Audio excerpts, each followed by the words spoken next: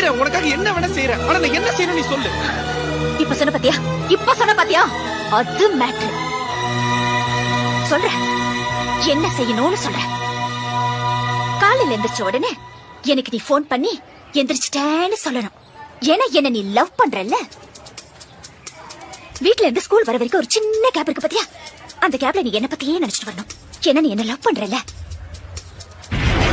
Teacher class நடத்தும் போது நீ கிளாஸ கவனிக்க கூடாது, என்னையே பாத்துட்டு இருக்கணும். ஏன்னா நீ என்ன லவ் பண்றல்ல.